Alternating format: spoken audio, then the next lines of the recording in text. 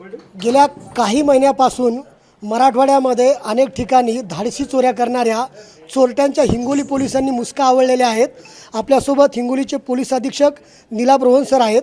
Sir, एखाद्या व्यापाऱ्याला रस्त्याने जाताना दुचाकीवरती लात मारून पाडणं आणि त्याला लुटणं ही घटना किती गंभीर होती आणि त्यानंतर पोलिसांनी सुतावरून स्वर्ग गाठत या सगळ्या आरोपींना कसं जेरबंद केलेलं आहे?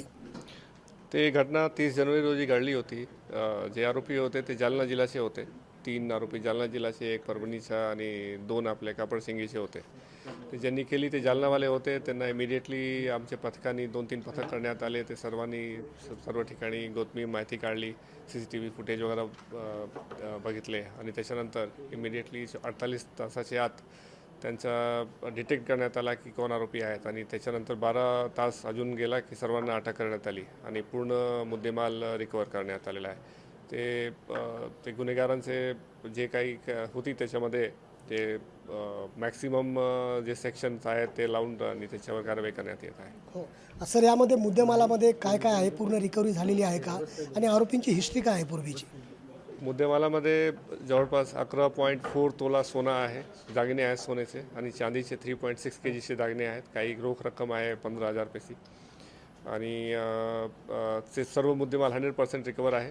आणि एक आरोपीवर याच्या आधी चोरीचे गुन्हे आहेत, बाकी आरोपीवर जास्त गुन्हे काहीच नाही आहे। सर, कोणत्या कोणत्या जिल्ह्यातून हे आरोपी ताब्यात घेण्यात आलेले आहेत आणि पोलिसांनी किती तासामध्ये आरोपींना जेरबंद केले? काही आरोपी जालना आणि काही लोणावालाकडून ते ताब्यात घेण्यात आले आणि जो माहिती मिळाली 48 गुन्हा दाखल झाल्याचे 48 तासानंतर आणि त्याच्यानंतर 12 तासामध्ये सर्वांना अरेस्ट केले आहे। सर, पण 48 तासामध्ये पोलिसांनी कारवाई केली। आपण अनेक वेळा नागरिकांना आवाहन करतायत की गावाकडे जाताना काळजी घ्या, पण नागरिक आवाहन तुमचं पालन करत नाही आहेत। पुन्हा सगळ्या जिल्ह्यातील नागरिकांना पोलीस अधीक्षक म्हणून तुमचं काय आव्हान आहे? तसं खूप खरं आहे, बरोबर आहे की जे काही सोने वगैरे चांदीचे दागिने घेऊन एकटा जाऊ नका। ते बाईकवर एकटा ते गावातून आणि निघाले, रोड वगैरे सुनसान आहे।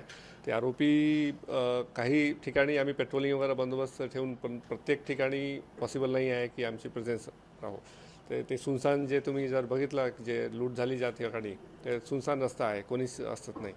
तर त्याची रेखी करून पाठलाग करून त्यांनी केलेला आहे। तर थोडंसं काळजी घेत जावा, जे खास करून कॅश घेऊन जाताना किंवा सोनार वगैरेंनी आपले दागिने वगैरे घेऊन जाताना 4 चाकीचा यूज करा। 2-3 जवळ लोक सोबत जावा। जास्त आहे तर पोलिसांना सांगा, आम्ही त्यांना पेट्रोलिंग करून सोडून आणतो। जर तुमच्याकडे जास्त मुद्देमाल आहे, दागिने वगैरे जास्त आहेत, तर आम्हाला सांगा, पोलीस स्टेशनमध्ये खबर द्या, एक गाडी तुमच्या स्कॉट करून सोडून येतो। थोडं काळजी घ्यायला पाहिजे। हो, तर हे पोलीस अधीक्षक नीलाभ रोहन सर होते।